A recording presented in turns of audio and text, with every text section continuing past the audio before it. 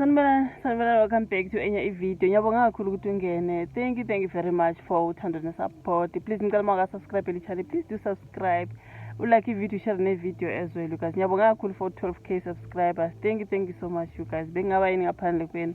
Ngicela uma subscribe, please do so. Seshaya 12k and guys, ngibonga ngingaqedi. Ngibonga kakhulu for all those who subscribe. Nokulike nokushare nayo yonke into you guys nokubuka ama-ads konke lokhu kuyasiza bafethu ukuthi kule channel. Ngibonga kakhulu kulezi suku siyazi ukuthi kutrenda isilo bafethu ya siyatrenda isilo emva kwaleya video eyatrenda lana into eyatrenda noma ngithi eyavela lana enkundleni zokuxhumana isilo ke engathi baxabene ke noNdlunkulu mama myeni. Namanje basaphethe abantu basakhuluma lolu daba. Ngeke ngabona enye video ngathi bagibela indiza kuthiwa baya kwelaseZim for an official trip. Angazi iqiniso yini ngoba bese kuvela phela nokuthi ivideo lesiyibona kanti mhlambe irecent kanti cha into eyenzeka muva. Kwasho ukuthi kunomuntu lapha emndenini obeyiphethe leyo video. Ngizwe ngathi kusho njalo, angithi nje allegedly obeyiphethe leyo video kaNdlunkulu. Bathi ma bengasazwani ke bengasaboni ngasolinye noma uNdlunkulu loyo muntu lo wa release leyo video to the public. Indlela engizwe ngakhona thina besicabanga ukuthi ngumama uNdlunkulu orecordisile bexabene waseyapost kodwa kwathi cha yebo yena wa record ngaleso sikhathi a record angazi kwakuningi mabethi akukho recent angazi bachaza ukuthini kusho ukuthi it's not like ivideo yalelalanga ephume ngalo ivideo mhlambe eyamuva ngingazi ukuthi muva kangakanani. You know what I mean? Kwase kusiba ne-family member ephethe leyo video leyo.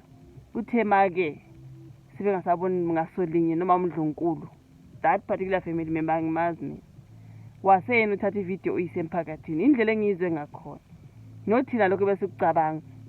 But anyways ngoba guys okusalayo ivideo iphumile ya trend abantu basakhuluma guys Stella Artois ya trend ibia ya trender.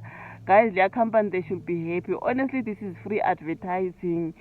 Like, I'm like, yo, into ngiyibona online, abantu be-advertise, Stella Artois. I think it's Artois, if I'm not mistaken. Angwazi mina ama-brand amabhiya. You know what I mean? Kunzima. Ngibona lapha nakayisebenzi bekhuluma ukuthi isilo sesiye saxolisa siyasola ke ngokuthiwa unyazi khumbula kuleya video uzwakala ke uba yede ethi unyazi luyisilima. Okay, yahathi ushembe mina kushembe angazi phela bengathi ukhala ngokuthi angazi mama uNdlunkulu uya esontweni ushela amadoda angazi kwenzekana ethi abahambe bayomkhwela khona le kwathini yo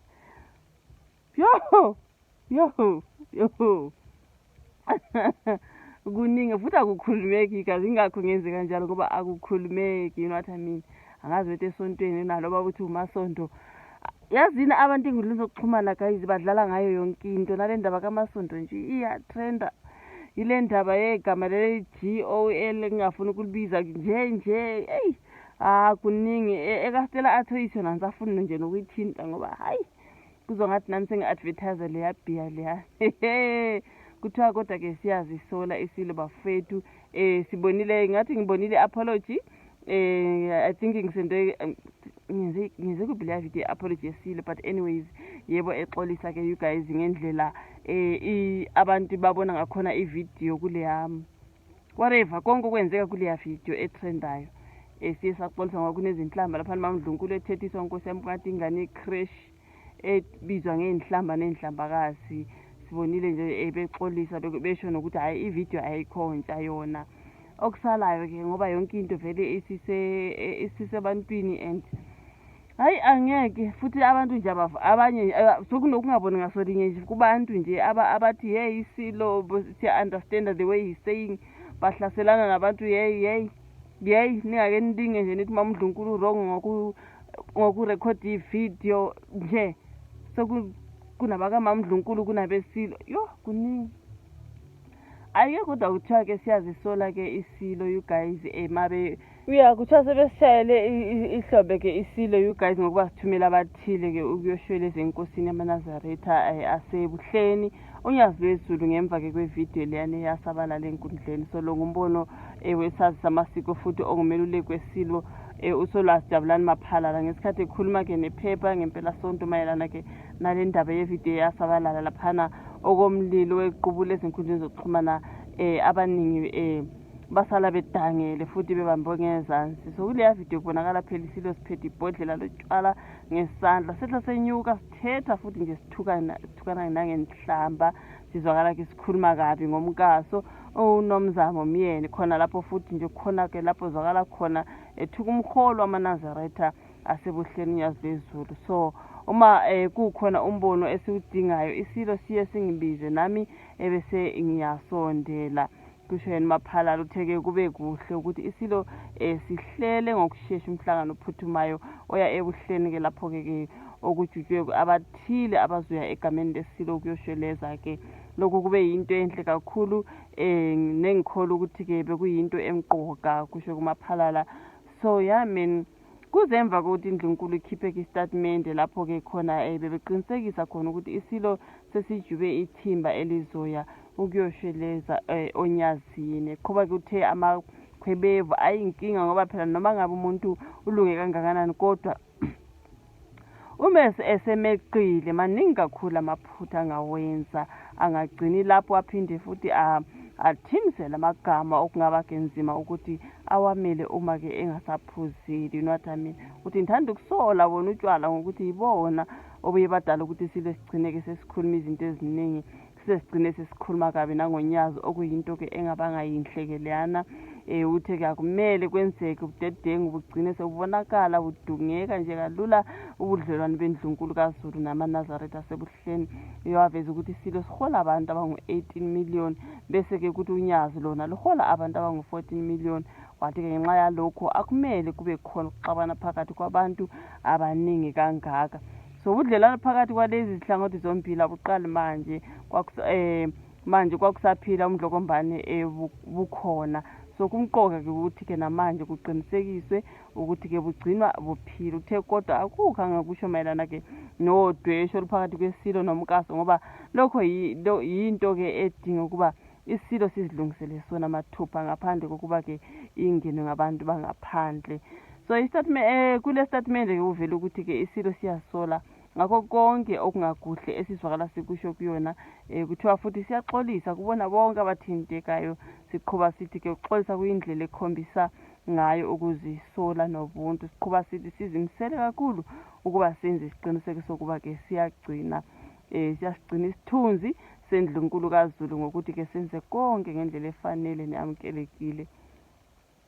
So ngasemaphethelweni estatement laphana kuthi iSilo sinxusa-ke ukuba kume manje ukuzungeza kwale video guys ukuthi ingasabalali kakhulu ngoba hayi kuningi nje abantu sebekwenza umdlalo njengoba ngishilo ngalela bhodla leStella Artois liya trend engakho ngithi leya brand uma bengahlakaniphanga benza imali kumanje angazi bazoyenza nini ngoba what do you mean everyone uphethe ibhodla leStella Artois athi bayedi into engiyibona engulule zokuxhumana kuningi you guys abantu bayathatha noma into serious bayenza ijoke kudlale ngaye inkundla zokuxhumana phela abaningi abantu bethi vele inkundla zokuxhumana bayodlala ngithi. So wena into eyipain kuyo abantu bayithatha nje bayijikise bayenza into yokudlala ngayo sekukuningi nje okwenzeka laphiyana. Problem ukuthi nenhlambu kwabona nje kodwa kuningi abadlala ngakho you guys okwenzeke kuleya video. Mina iphithi uMamdlunkulu you guys ngibona abantu-ke bephikisana bethi kungani warecord iSilo umfazi ongahloniphi wayevele ngamelanga ashade ebukhosini. Angiba-understand abantu abasho kanjalo ngiyazi nami ukuthi kunjena vele kumele ahloniphe uMamdlunkulu ahloniphe iSilo. But-ke akumelanga phela ahlukumezeke phela wena usungahlala lapho lokuthi Silo bayede yini inkosi yakho okusalayo kuye ngumyeni wakhe you guys. Ehlukumezekile ekamereni ehlukumezekile everywhere yindoda yakhe lana ngokuthi angenza noma yini you guys. Angisho ukuthi akamhlaze but for her to record a video ngiyacabanga ukuthi mina mhlambe sekukaningi le nto yenzeka wagcina sethi kodwa ngizorekhoda ivideo ngibe neproof ngiyigcine nje sekushiya ukuthi phela akuyena oyipostile. Ngizorekhoda amavideo njalo uma ngihlukumeza ngizorekhoda ivideo ngizigcinele mhlawumbe abone somama laphana nje okushiya ukuthi there is a family member ogcine sepost ivideo yena wazirekhodela iproof yakhe ihlukumeza kahle wayigcina mhlawumbe wayibonisa mhlawumbe wayisa kwabanye mama bakho angazi kwenzakalani lapha. kuthiwe kuthe mase kune-misunderstanding bengasaboni ngasolinye a family member then posted the video mhlawumbe behlose u-expose umama uNdlunkulu noma behlose uku-expose isilo angazi mina kodwa kuthiwe akuyena umama yeni oyipostile leya video yebo yena iproof yakhe yokuhlukumezeka kwakhe so mina ngikushoyo ukuthi what if vele unamavidiyo amaningi ewarekhoda ewakhipha as her proof ukuthi nangelinye ilanga abe ne-proof yokuthi ngihlukumezeka kanje lo muntu ungenza kanje ungibiza ngamagama kanje arekhode every proof ayigcine so laba bathi hey why isenze kanjalo wayevele ngamelanga ashade laphana maka Enzo ini mother of 3 angazi ise mother of 2 konke nje lokabili bekumele enze kanjani ahlukumezekile isilo kuye khumbula yena kuye indoda yakhe okay so mina mangabe ngihlukunyezwa ngomunye wami mele ngenze njani ngarekhodi iproof nginibonise mhlawumbe benze nibonisa phela yena ngesinye isikhathi mhlawumbe sebehlukene or whatever bekuyiproof yakhe kade nayo asazi mhlawumbe it's not only that particular video mhlawumbe maningi ama-video nawo but le yayo niyagcinisa i-expose angazi ubani you know what I mean so bekumele enze njani is my question makuzothiwa yeah vele wrong why would she do that to the king le ndoda yakhe emhlukumezayo hayibo akenimeni kancane kazi mina angivumi nje angivumi uright urekhodi le proof yakhe unayo futhi I do believe ukuthi unawo amanye ama-video besides leya yileya yaputyuka kodwa akhona manje ngiyacabanga nje you guys so ukuthi manje simgxeke sithi wayenze kanje bekumele athini bafowethu kodwa nathi si-wrong nje hayi kuhlukana imbono khona kuhlukana imbono bakhona phela abantu abafana nabobhutungiza bama nesilo ebona into iyabheda kodwa wena uma nesilo ngoba kukhona lokho kuncengayo manje bathi abantu abangenanto abayincengayo esilweni bavele balukhuluma iqiniso ukuthi kuphume endleleni including men kuphume endleleni akwazi ukubiza unkosikazi wakho ngegama leli no-G leliya no-G-O wenja we-G-O hayi guys noma sekuthiwani kodwa hayi kukhona nje nami ngiyahlonipha you guys ngihlonipha into enginayo I do respect kodwa angivumi nje ukuthi mina unkosikazi wakho noma so I understand indaba ebhodlela but-ke hayi khona kuphuma endleleni asikhulumeni nje iqiniso akekho wrong ngokurekhodi iproof yakhe or wrong ngoyipostile mhlawumbe but yena iproof yakhe she records every time that happens I do believe so nawe hlukumezeka sibonda ngokurekhode yini upost abanye benihleli niposta lapha izindaba zenu nizikhulume online nenzeni kodwa umuntu mase record iproof yakhe na ngendlela impilo ayiphilayo ushila ngithi lapha nathi yile yona impilo engiyiphila la ekhaya each and every day so unayo iproof yakhe I believe ukuthi unawo ama-video so manje nimsolani bafethu ukuthi vele wayengamelanga ashade ukuthi isilo sami thanda samshada ngithi who are you to say wayengamelanga ashade lapha ebukhosini